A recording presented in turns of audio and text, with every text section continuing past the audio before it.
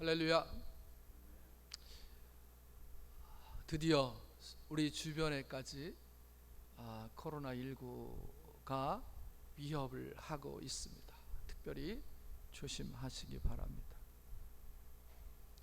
카네기 공과대학에서 10,000명의 학생들을 놓고 조사를 했습니다. 기술 능력이나 두뇌의 명석함은 성공 요인의 그저 15%밖에 차지하지 못한답니다. 반면에 성격이 아주 온유해서 어디에서 무슨 일을 하든지 협력 관계를 잘 하는, 그래서 성공하는 비결은 85%나 된다는 그런 설문조사 발표였습니다. 그러니까 성공한 사람들은 다른 사람과 더불어 화평을 이루고 협력을 해서 선을 창조한 사람들이다라는 겁니다. 성공적인 사회생활도 화평이고 성공적인 가정생활도 화평입니다. 어떻게 하면 우리가 이 화평을 누릴 수 있을까?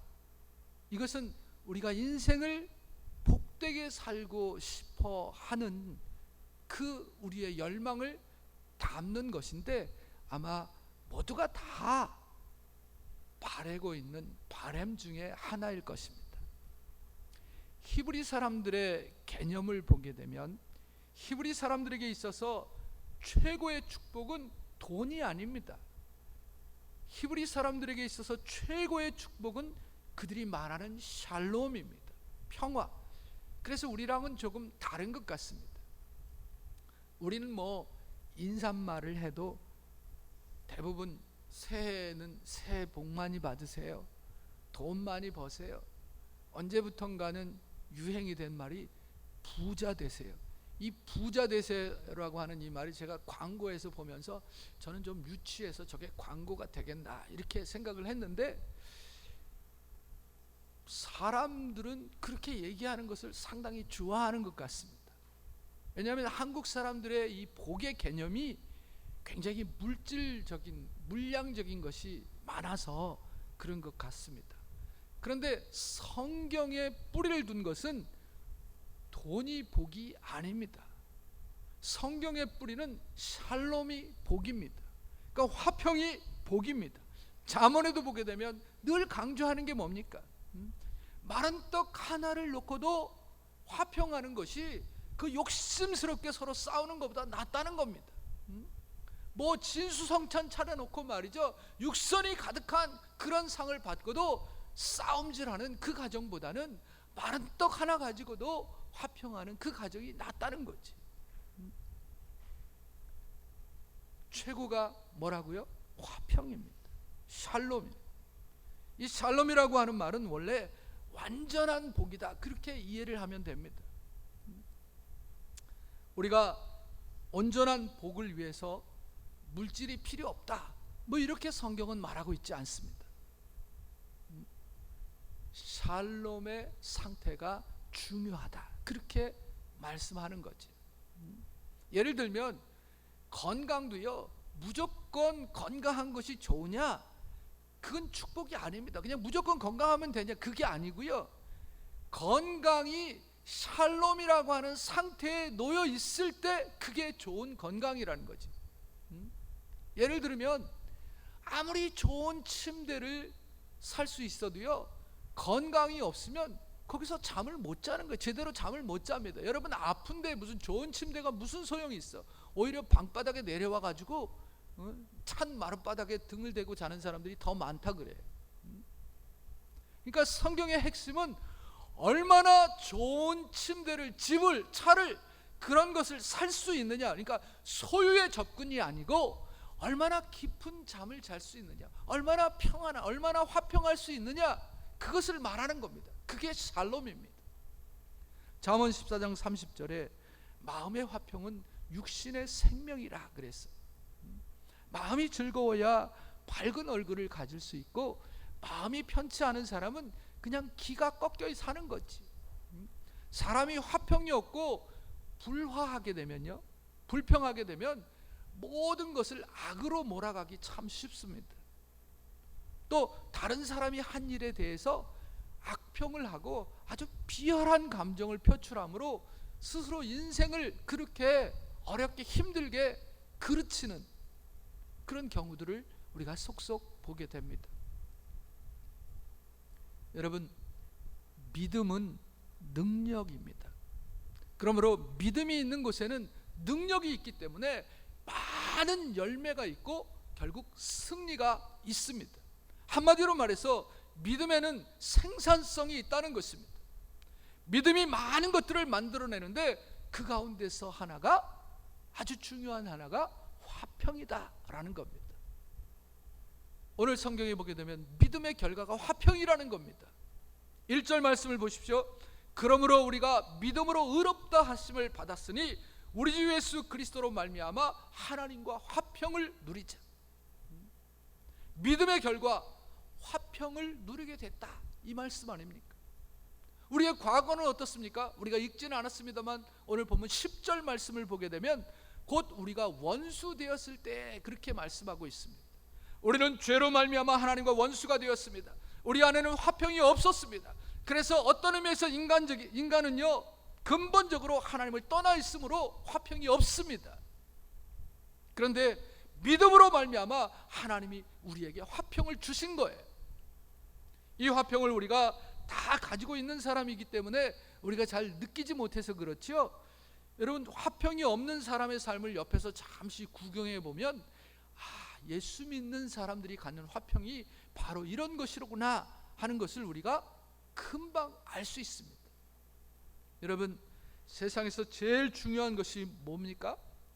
세상에서 제일 중요한 것이 샬롬, 이 화평입니다. 인간관계에 있어서도 이 화평이 없으면 절대로 안식을 할 수가 없습니다. 쉼이 있을 수 없고 기쁨이 있을 수 없습니다. 여러분, 부부간에서도 마찬가지입니다. 부부간의 화평이 깨지면 어떤 일이 생깁니까? 절대로 하나가 될 수 없지요. 급기야 갈라서는 거예요. 그런 일들이 벌어질 수밖에 없어. 왜? 화평이 없으니까. 화평이 없는 가정은요 지옥과 같아요. 우리나라의 이혼율이 세계의 1, 2위를 다투고 있잖아요. 참 비극이고 슬픈 일 가운데 하나인 것 같아요. 아니 1등 할 게 없어서 이런 것에 1등을 하는지 참 안타깝기 그지없습니다. 그래서 제가요 좀 통계를 봤어요.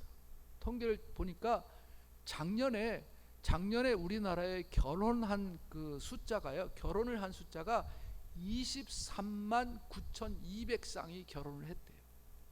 근데 작년 한 해에 이혼한 건수가 몇 개냐면 11만 800건이 이혼을 했어요. 거의 절반 수준이야. 23만 그리고 11만,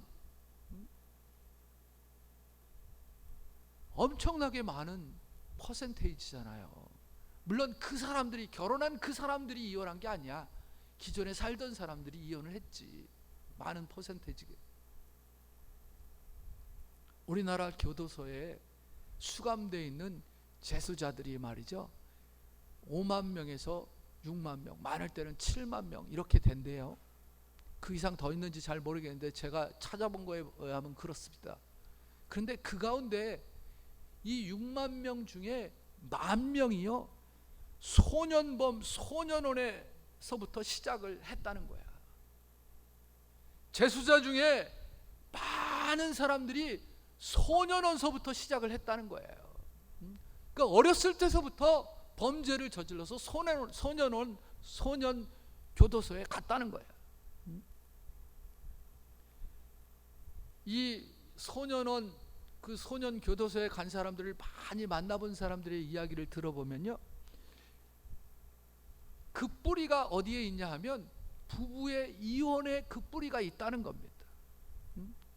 이 아이들이 사춘기가 될 때까지 집에 엄마가 없어요.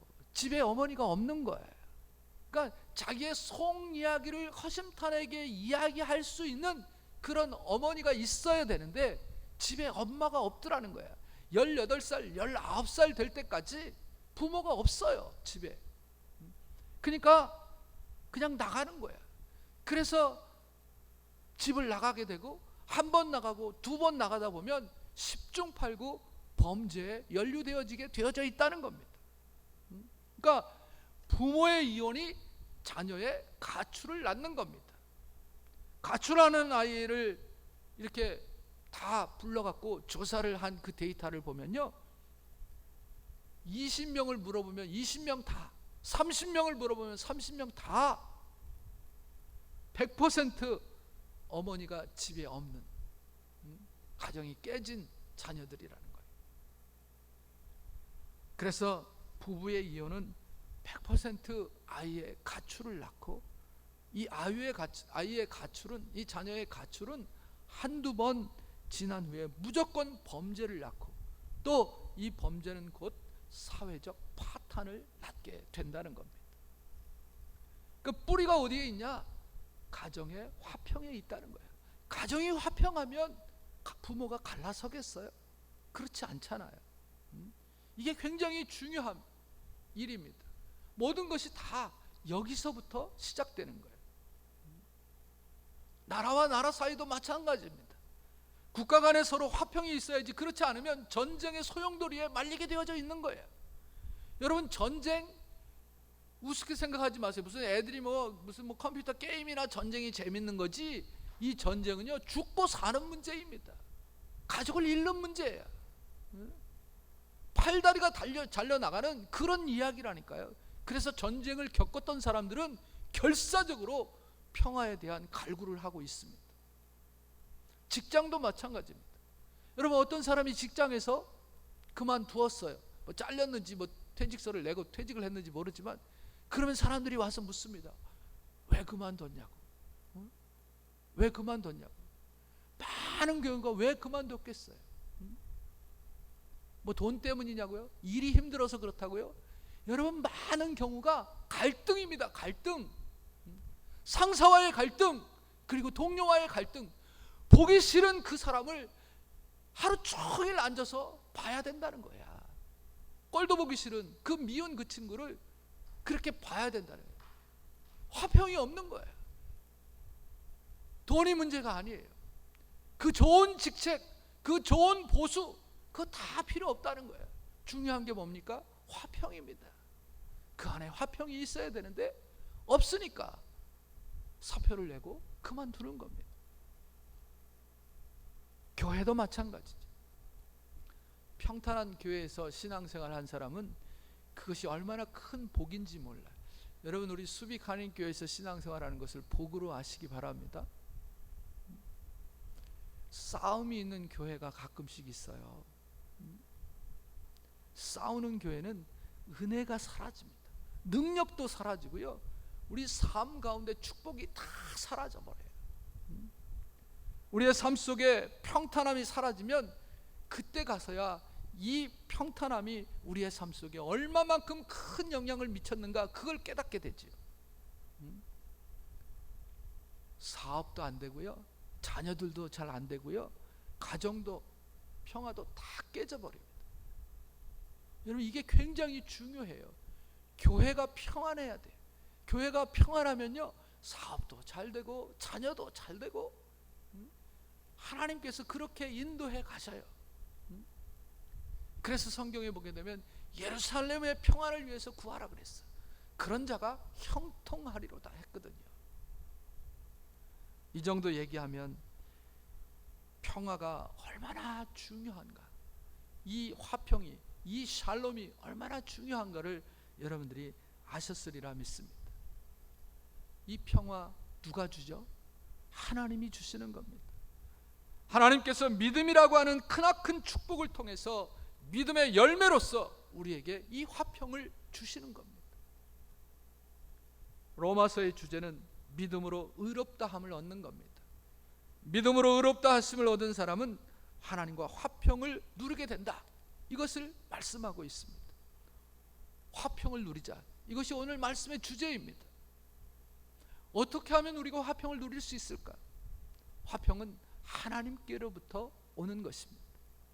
빛이 태양으로부터 오는 것처럼 화평은 하나님께로부터 나오는 겁니다. 하나님은 어지러움의 하나님이 아니시고 오직 화평의 하나님이시다. 고린도전서 14장 33절의 말씀입니다. 그래서 성경은 하나님과 화평을 누리자 그렇게 말씀합니다. 여기 무엇과 무엇, 이 무엇 과라고 하는 이 과라고 하는 이 말은 더불어, 옛날 성경에는 더불어, 하나님과 더불어 화평을 누리자 했어요. 그 더불어, 함께, 같이라고 하는 그런 뜻입니다. 그러니까 어떤 사람은 상대를 해보면 굉장히 어지럽고 굉장히 불편해요.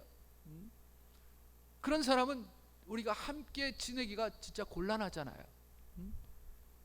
하나님께로부터 화평을 얻으려면 우리가 구체적으로 어떻게 해야 될까? 먼저 예수님을 믿음으로 의롭다함을 얻어야 되는 겁니다. 그것을 성경이 말씀하고 있습니다. 우리가 의로워서 의롭다함을 받는 것, 그것이 아니고요, 의롭게 여긴다는 겁니다. 그러니까 예수 믿는 사람들을 우리 하나님께서 의롭다고 간주해 주신다라고 하는 그런 뜻으로 이해할 것입니다. 하나님께서 인간을 의롭다고 하시는 것은 예수를 믿음으로만 가능해요. 우리가 예수를 믿을 때 하나님은 우리를 의롭다고 간주해 주시는 거거든요. 예수를 믿을 때 그 믿음을 받으시고 그 믿는 것 때문에 우리를 의로운 사람으로 여겨주시는 것입니다. 사람 자체는 의롭지 않지만 믿는 것 하나를 좋게 보고 우리를 의로 여겨주시는 거라, 이 말입니다. 하나님은 죄인을 의롭게 여기시려고 예수님을 희생제물로 내어주셨습니다. 죄값이 예수님의 죽음으로 치루어진 거죠. 그것을 우리 하나님께서 인정하시고 의롭다 우리를 여겨주시는 것입니다. 죄 문제를 해결하지 않고는 화평을 누릴 수가 없습니다. 죄는 항상 불안과 두려움을 우리에게 가져다 줍니다. 형벌에 대한 두려움. 그러나 화평은 용서와 사랑에서 나옵니다. 우리는 예수를 믿음으로 하나님께 용서를 받고 의롭다 하심을 받은 그런 자들입니다. 그러므로 우리는 우리 하나님과 화평을 누릴 자격이 있는 사람들입니다. 화평은 믿음으로 의롭다 함을 얻은 그 결과로 우리에게 주어진 것입니다. 하나님의 은혜죠. 하나님이 나를 죄인으로 대하지 아니하고 자녀로 대하고 있다고 하는 것을 내가 느끼면서 화평을 누려야 합니다. 여러분, 탕자가 아버지의 재산을 받아가지고 그 받은 유산을 다 가지고 먼 나라에 가서 탕진해 버렸습니다. 방탕한 생활로 모든 재산 다 허비한 후에 스스로 자신의 잘못을 뉘우치고 아버지께로 돌아옵니다. 아버지는 그의 잘못을 묻지 않으시고 용서하시고 사랑으로 받아들였습니다. 제일 좋은 옷을 꺼내다가 입히고 가락지를 끼워주고 송아지를 잡아다가 잔치를 벌였습니다. 그는 아버지가 자기를 용서했다는 것을 확신하고부터 마음속에 화평이 자리를 잡았습니다. 그는 아버지와 관계를 끊었을 때는 배고프고 외로웠고 잘못으로 인한 죄책감으로 괴로웠습니다. 그러나 이제는 아버지께로 돌아와 너는 내 아들이라고 하는 표시로 반지를 예물로 받습니다. 너는 죽었다가 다시 살아난 자요, 잃었다가 찾은 아들이라고 하는 확인으로 아버지가 큰 잔치를 베풀어 주셨습니다. 그때 돌아온 아들에게 화평이 주어졌습니다. 우리에게도 그 화평이 주어졌단 말입니다. 여러분, 이 사실을 깨달으시고 느끼시고 이 세상에 살면서 누리시기를 주의 이름으로 축원합니다. 그런가 하면 화평은 바른 관계에서부터 옵니다. 관계가 잘못되어지게 되면 화평이 있을 수가 없어요. 제가 서두에서 이 관계에 대한 이야기들을 많이 했습니다. 부부 관계, 상사와의 관계, 교회에서의 관계, 이 관계가 깨지게 되면 화평을 찾아볼 수가 없습니다. 종교개혁자 마틴 루터는 신앙이라고 하는 것은 하나님과의 바른 관계다 그랬습니다. 여러분, 우리가 관계 중에서도 가장 중요한 관계가 뭐냐면 하나님과 우리와의 관계입니다. 신앙이라고 하는 것은 하나님과 우리와의 관계다. 하나님과의 바른 관계는 정기적인 예배를 통해서 이루어지는 겁니다. 안식일을 기억하여 거룩하게 지키라. 그러니까 우리가 이 안식일을 기억해서 거룩하게 지키면 이 예배를 통하여서 하나님과의 우리의 관계가 화평하게 이루어지게 되는 것입니다. 예배를 통해서 하나님과의 관계를 계속 유지해 갈 때 우리는 이 하나님이 주시는 화평을 누릴 수 있게 되는 겁니다. 말씀을 읽고 묵상하면서 배우는 제자가 되어지게 될 때 관계가 더더욱 깊어지게 됩니다. 우리가 하나님과 분리되어져서 하나님과 상관없는 세상 사람들이 사는 그 길을 가게 되면 우리에게는 그 화평은 멀어지게 되는 겁니다. 하나님과의 바른 관계는 하나님은 아버지, 그리고 나는 그 아버지의 자녀가 되는 관계로 살아가는 겁니다. 당자가 아버지의 아들이라 일컬음을 받을 수 없는 사이였는데 이제는 아버지라 부를 수 있는 것처럼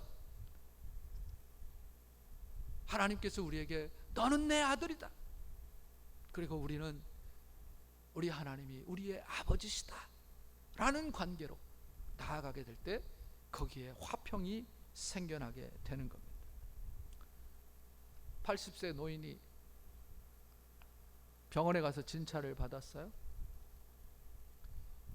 이 노인들이 두뇌가 같이 가서 병원에서 진찰을 받았는데 의사가 깜짝 놀라면서 아니 연세가 80이 넘으셨는데 어떻게 이렇게 건강하실 수가 있냐고 그렇게 물으니까 할아버지가 기침을 하더니만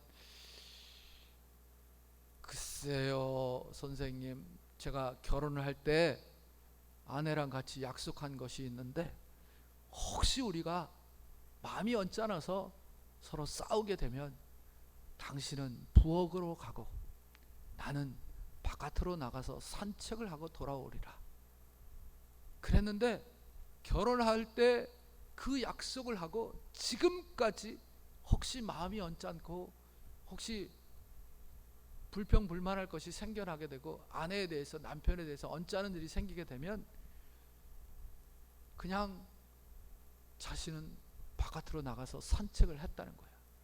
그걸 잘 지켰더니만 지금까지 자기들이 그렇게 화평하게 건강하게 살게 됐다는 겁니다. 그게 비결이라는 거예요. 여러분, 부부 사이에도 이런 비결을 하나씩 갖고 있어야 돼. 여러분, 손바닥이 마주쳐야 소리가 나는 거 아닙니까? 우리는 항상 반대급부를 생각해 봐야 돼. 그런데 그렇게 언짢고 그렇게 화가 날 때 서로 피해 주는 거야. 사실 한두 번 피하면요, 인터벌을 두게 되면 처음에는 막 끌어오르다가도 조금 시간을 두면 가라앉잖아요. 그래서 내가 전에 보지 못했던 새로운 면을 볼 수도 있고 나의 잘못도 생각나게 되고, 그래서 서로 화해하게 되고 서로 용서하게 되고 이해하게 되고, 그래서 화평이 깨지지 않는다라고 하는 겁니다. 치열한 전투를 치르고 있는 전장에서 병사 한 사람이 부상을 입었어요. 피를 흘리면서 애타게 물을 찾고 있습니다. 소대장이 자기가 차고 있던 수통을 꺼내서 그 병사에게 줍니다. 병사가 물을 마시려고 하는 그 순간 모든 소대원들이 그 병사가 부러워가지고 다 쳐다봅니다. 다 목이 말랐던 거죠. 부상당한 병사만 목이 마른 것이 아니라 그 전투에 참여한 모든 전우들이 다 목이 말라 있는데 소대장이 수통을 그 부상당한 병사에게 건네주니까 다 부러운 듯 바라보는 거예요. 이 부상당한 병사가 물을 마시는 척하고 마시지 아니하고 수통을 다시 소대장에게 건네줍니다. 소대장이 물을 한 모금 마시고 옆에 상사에게 줍니다. 상사가 물을 마시고 또 나눠줍니다. 다 돌아와서 이 수통이 말이죠, 제일 쫄병한 때까지 왔는데, 아니 그 수통에는 물이 아직 그득 들어 있었습니다. 수통에 물이 없었어야 될 텐데 수통에 물이 남아 있었다는 거예요. 서로 전우를 생각하며 물을 마시지 못한 거죠. 모두가 목마르지만 부상당한 이 병사를 위해 그저 먹는 신용만 했다는 겁니다. 전우회로 뭉쳐진 그 군대, 그 공동체 안에서 화평을 누릴 수 있었다는 겁니다. 여러분, 바른 관계만이 화평을 누릴 수 있습니다. 마른 떡 한 조각을 놓고도 화목한 것이 바른 관계입니다. 남편이 아내를 사랑하고 아내가 남편에게 복종하는 사이가 될 때 거기에 화평이 있습니다. 하나님과의 바른 관계, 사람들과의 바른 관계를 유지할 때 생산적이고 복된 삶의 자원인 화평이 만들어지는 겁니다. 그리스도를 통하여 하나님과 모든 사람과 더불어 화평을 누리시기를 바랍니다. 세 번째가요, 화평은 항상 즐거워합니다.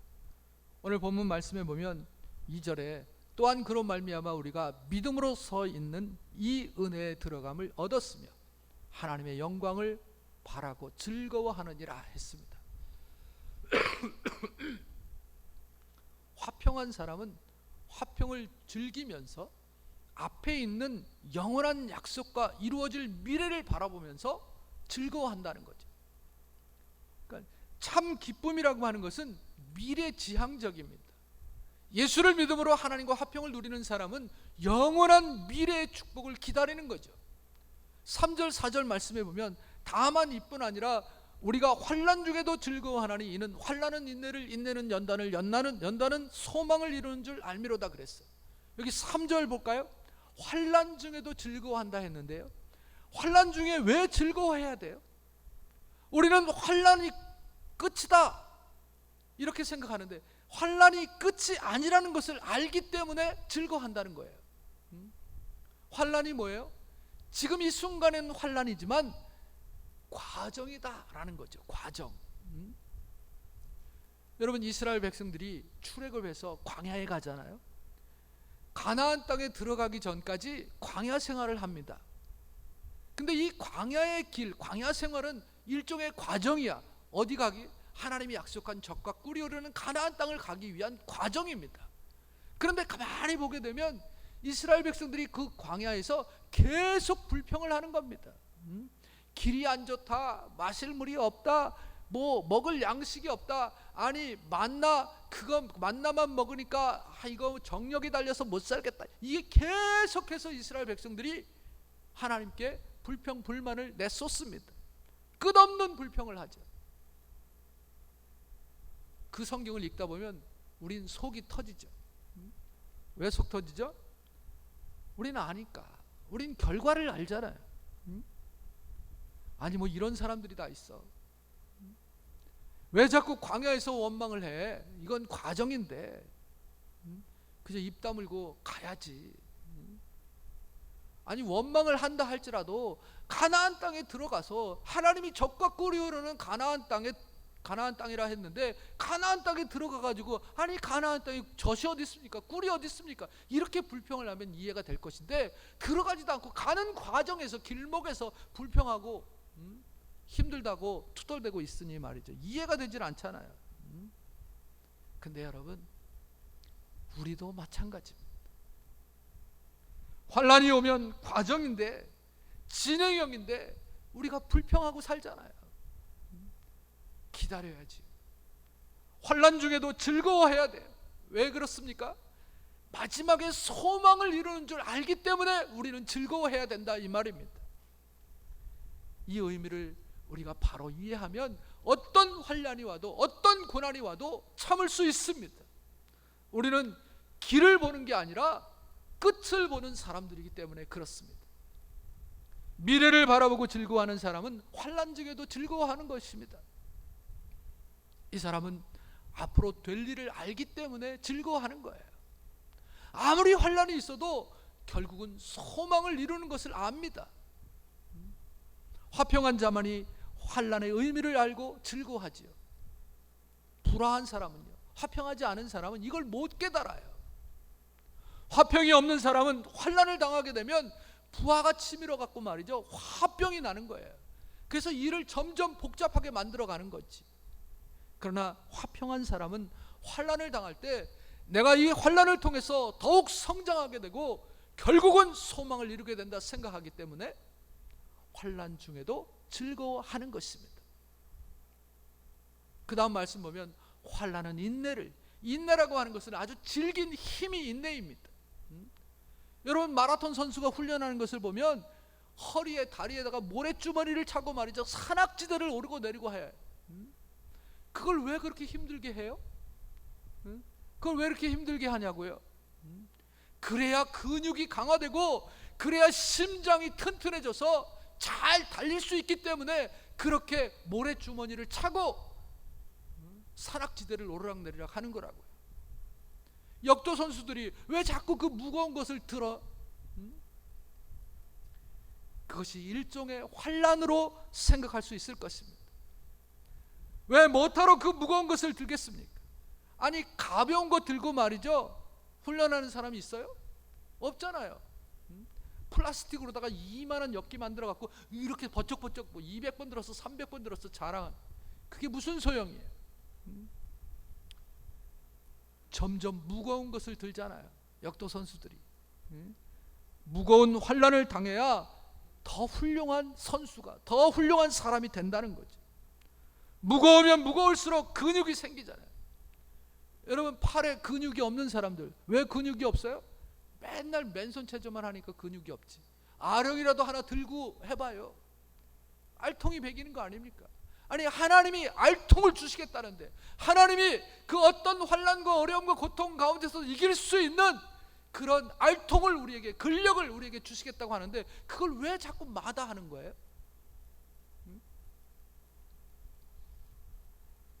더 열심히 해야지. 주님께서 우리에게 알통을 만들어 주시겠다고 하는데, 더 큰 일을 감당할 수 있는 근력을 주시겠다 하는데 우리가 왜 거부를 합니까? 연단은 소망을 이루는 줄 알미라 했습니다. 연단이라고 하는 말은 원래 이 쇠붙이에 사용하는 말입니다. 즉, 금이나 쇠를 불 속에 집어넣었다가 꺼내서 망치로 때려서 점점 강하게 만드는 것, 그것을 연단이다 그렇게 말합니다. 강철은 때려서 만듭니다. 그냥 굽기만 해서 강철이 되는 게 아니죠. 그냥 불에다 달궈 갖고 말이죠, 쇠망치로 막 두들겨 갖고, 그래서 강하고 강한 철을 만들어내는 겁니다. 많이 맞는 쇠일수록 더 강한 쇠가 되는 거죠. 욥이 거듭되는 환난 속에 고백한 말이 뭐예요? 나의 길은 오직 그가 아시나니 그가 나를 단련하신 후에는 내가 정금같이 나오리라. 사람의 인격도요, 환난과 인내와 연단을 거쳐야 그 찌꺼기가 빠져나가고 순수해지는 겁니다. 소망의 힘은 가장 적극적인 사고방식입니다. 적극적인 사고방식은 가장 나쁜 조건들이 생겨도 최선의 결과를 바라보며 환난을 극복하고 최선의 결과를 바라보며 나아가게 하는 정신, 이것은 의지력보다도 더 강한 것인데 그것이 상상력이에요. 마음속에 소망을 품게 될 때 이 상상력이 발동을 하는 겁니다. 이루어질 미래의 윤곽을 바라보며 사는 사람, 환난 중에도 즐거워하는 거예요. 앞으로 점점 더 좋아질 거야, 더 멋진 삶이 펼쳐질 거야, 이걸 상상하고 이걸 소망하며 나가는 사람은 오늘 이 앞에 어떤 어려움이 있다 할지라도 찡그리지 않아요. 꾹 참고 저 앞을 바라보며 소망 가운데 즐거워하며 나아가는 거지. 사도 바울은 우리가 이 보배를 질그릇 가운데 가졌으니 이는 능력의 심히 큰 것이 하나님께 있고 우리에게 있지 아니함을 알게 하려 함이라. 우리가 사방으로 우겨싸움을 당하여도 쌓이지 아니하며 답답한 일을 당하여도 낙심하지 아니하며 거꾸러뜨림을 당하여도 망하지 아니한다 고백하고 있습니다. 화평은 하나님이 믿는 자들에게 주신 보배입니다. 우리는 환난 중에서도 기뻐할 수 있습니다. 토마스 에디슨은 사람 몸의 주된 임무는 두뇌를 모시고 다니는 일이라 그랬어요. 그러니까 사람 몸의 총 본부가 이 머리라는 거지. 이게 머리가 가장 중요합니다. 그런데 두뇌 속에 무엇이 들어있느냐에 따라서 그 인생에 잘되고 못됨이 좌우되는 거 아닙니까? 근데 그 머리에 걱정이 들어있고 분노가 들어있고 불안과 짜증과 죄책감이 들어있다고 한다면 그 인생은 망가지고 말 것입니다.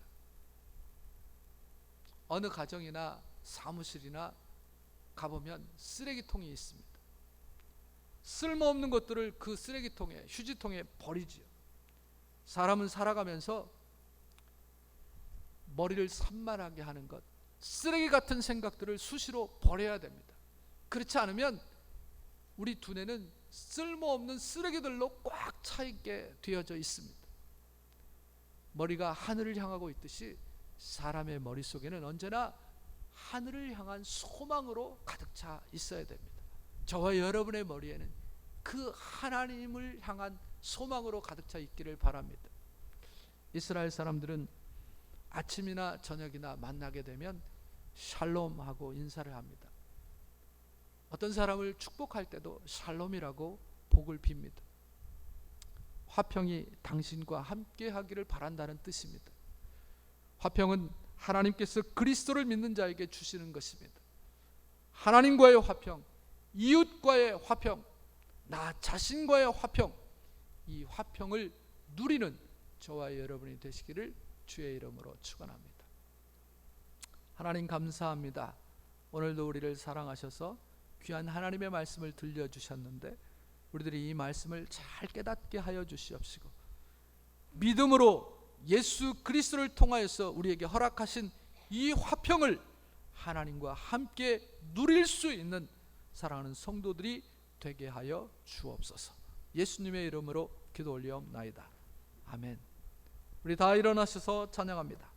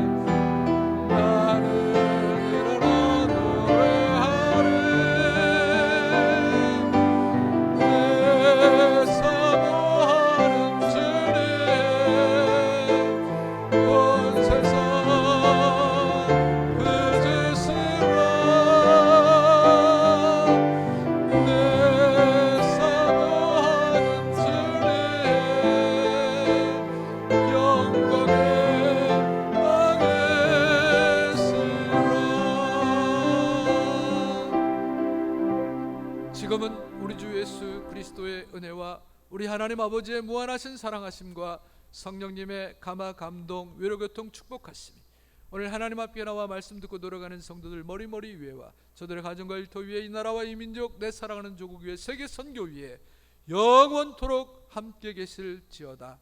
아멘.